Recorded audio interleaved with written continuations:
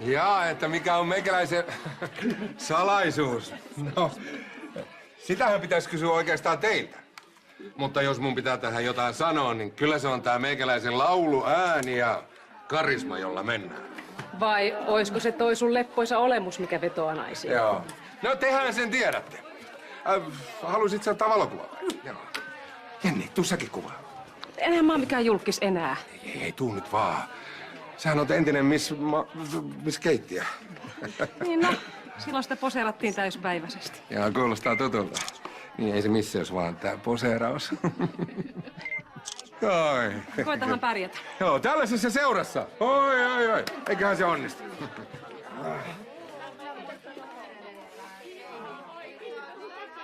Saisinko miekin nimikirjoituksen? No totta kai. Kelle se vetää omista? No Eilalle.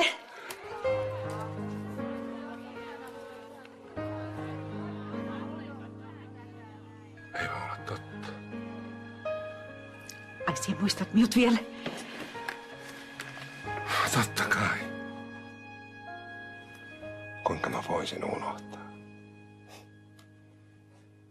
Eila Enosta.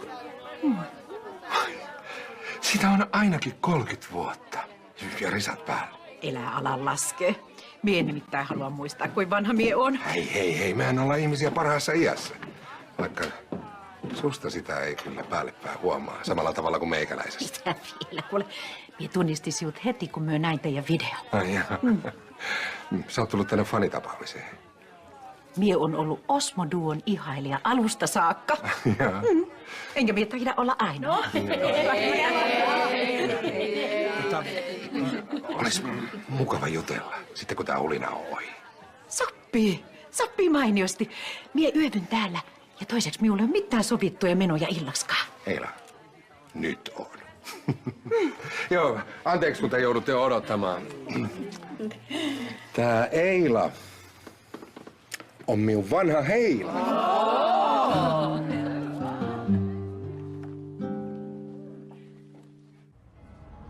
Sulla on edelleen se sama kemppari, jonka sä silloin nuorena neitona perustit. Se on kyllä hyvä, että kotipaikkakunnalla säilyy jotain hyvää ja vanhaa.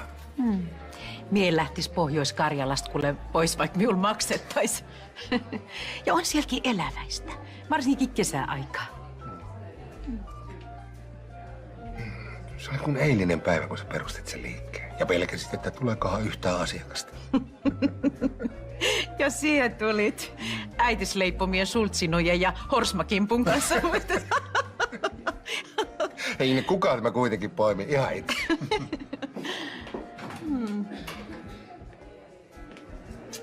Ja asiakkaita siellä sun liikkeessä on riittänyt. Juu, hyvin myö on pärjätty. Kun ei minulla ollut koskaan tarvetta mihinkään suurempiin bisneksiin. Toisin kuin sinulla. No, ei nämä minunkaan bisnekset kauppaamisten jälkeen kovin kummasia ole. No mutta etkö se jossain vaiheessa ollut ihan peräti mainosmaailmassa? No joo. Pari vuotta tuli siinä maailmassa mentyä tukkaputkella. Ja sitten on ollut kioskia ja pientä kaupan pyörittämistä. Ja nyt sä oot sitten ryhtynyt ihan uudenlaisiin haasteisiin. Joo. No tää musiikkihomma, tää tuli ihan puolivahingossa. Saa nähdä, tuleeko tästäkään yhtään mitään. Missä on se nuor poika Joensuun asemalla, joka uhos siellä, että maailma, ookkona valmis, täältä tulee Laitelan Ismo. Muistat siellä? Siis Eila, miten siihen voit vielä muistaa tuollaisia?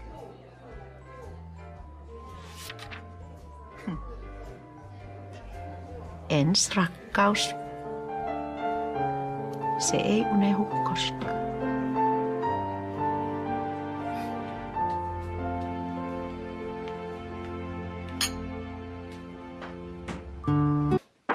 Huomenta.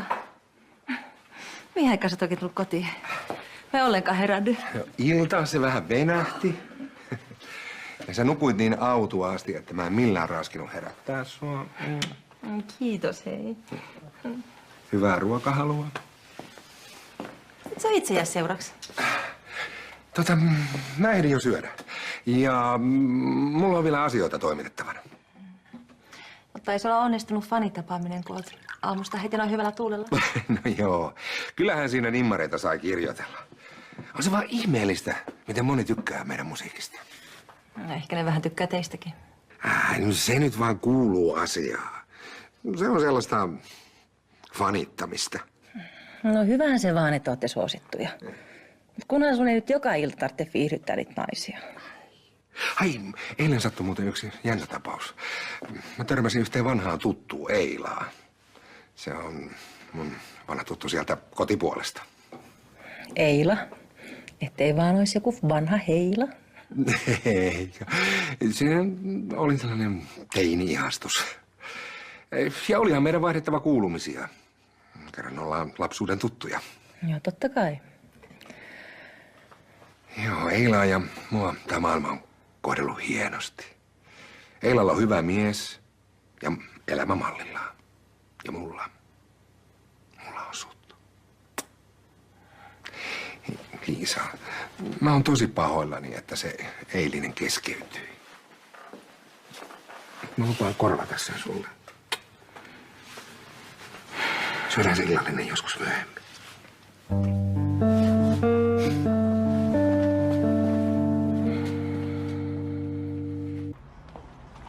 Mä taisin sittenkin vähätellä Ismon iskelmätähteyden tuomaa vetovoimaa. Vaikka mä oon kyllä edelleen sitä mieltä, ettei pieni flirtti tee pahaa, kunhan se ei vaan mene sen pidemmälle. Mistä sä puhut? No mä näin eilen Ismon viettämässä iltaa jonkun kohtuullisen hyvin säilyneen naisen kanssa Amandassa. En mä tiedän. Se oli Ismon vanha tuttu. No heilastelu joskus vuosikymmeniä sitten. Yleensä mulla on aika tarkat vaistot tällaisten asioiden suhteen. No eikö sinne tapaaminen sitten vaikuttanut viattomalta? Kyllä siinä molemmilla posket hehku jostain ihan muusta kuin viinistä. Ismo olikin tänä aamuna jotenkin yllättävän herrasmiesmäisellä tuulella. Ettei vaan olisi huono omatunto. Sitten se lähti kauhealla kiireellä jonnekin. No, sun takia mä todella toivon, että mun vaisto on tällä kertaa väärässä.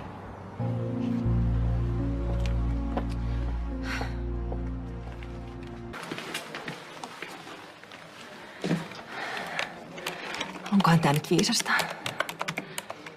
Erittäin viisasta. Hei vaan. Hei.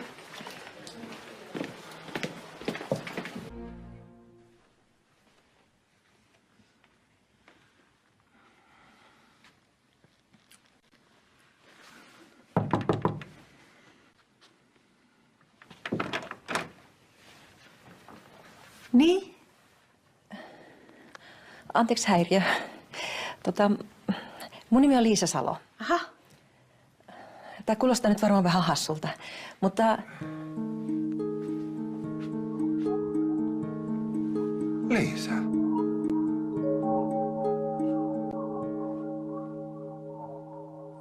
jos ikinä uskonut, että sä voit loukata mua näin.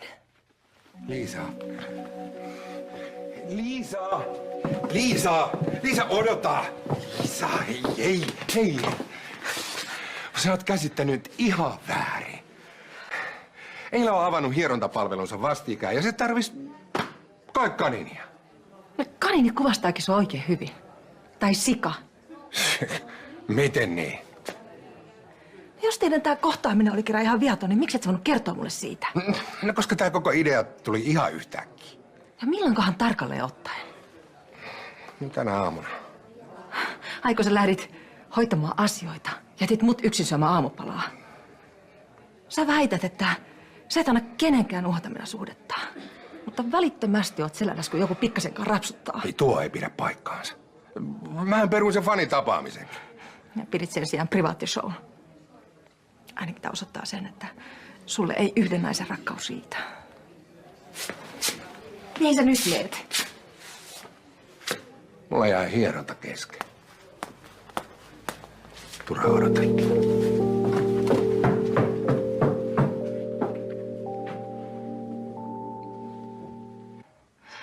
Mut mulla on muutenkin niin huono päivä. Sen Ismon nuoruuden rakkauden takiakko. Mä yllätin ne sieltä eilen hotellihuoneesta. Mä tiesin, että niiden välillä on jotain. No siltä se mustakin ensin näytti. Mutta Ismo vannoo, että niiden tapaaminen, että se oli ihan täysin viatonta. No tietenkin se niin väittää. Niinhän ne aina tekee. Kyllä mä uskon, että Ismo puhuu totta. Vaikka en mä sitä sille sanonut, vaan syytin ties mistä. Tyypillistä. Nyt se on saanut sut syyttämään itseesi. No en mä usko, että se loukkasi mua tahallaan.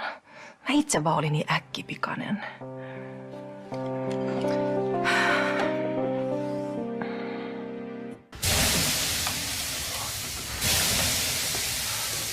No, älä nyt kaveria rankaise, vaikka ittees harvitetaan.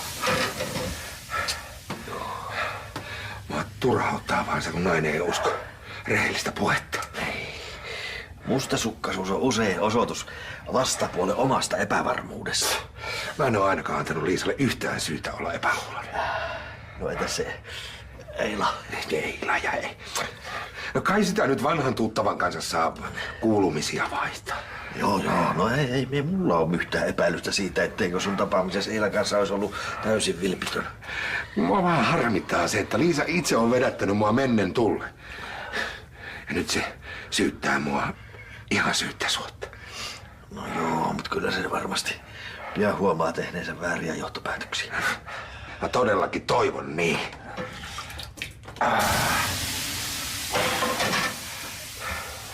Kyllä se on niin, että se on Liisa, joka antaa nyt mulle mahdollisuuden ja tilaa nauttia suosioni huipusta. Joo, kunhan varoit, ettei nouse hattu. Hattu ja hattu. Seppai, tällä alalla vaatimattomat ne jyrätään maan rakoon.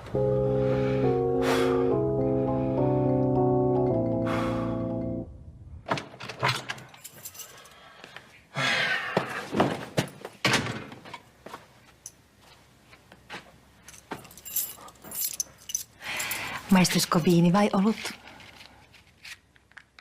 No kyllähän näin saunan jälkeen yksi huurteinen maistuu.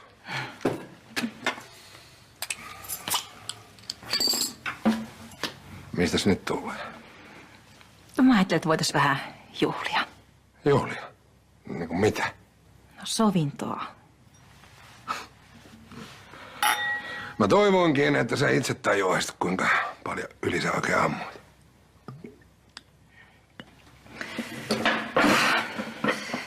Hei. Mä löysin sut paita auki ja tukka pystyssä sun entisen tyttöystävän hotellihuoneesta.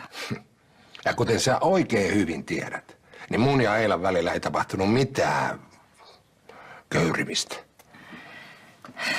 No mulle ei ihan ensimmäisenä tullut mieleen, että se hierosi siellä sun päänahkaus. Varsinkin kun sä olit jättänyt mut edellisen iltana yksin. Ja lähdit viihdyttämään niitä fanejasi. Ehkä sulla on nyt ollut jotain syytä harmistua. Anteeksi pyyntö hyväksytty. No sepä mukavaa. Jos tää sopiminen on näin korkeatasosta, niin sähän voisit saada noita mustasukkaisuuskohtauksia vähän useammin. Milloin susta on tullut noin oma hyvänen? Oma hyvänen. Miten niin oma hyvänen? No sen jälkeen, kun Dua Osmo on saanut muutaman fanin, sä oot alkanut käyttäytyä joku Euroopan omistaja. Kuule, niitä faneja on vähän enemmän kuin muutama. Mä rakastuin miehen, jolla on jalat maassa. Nyt mä huomaan eläväni täällä jonkun yli-ikäisen rokkikukon kanssa. Tää tulee tepastella täällä ihan itseksesi. Mä lähden hotelliyöksi.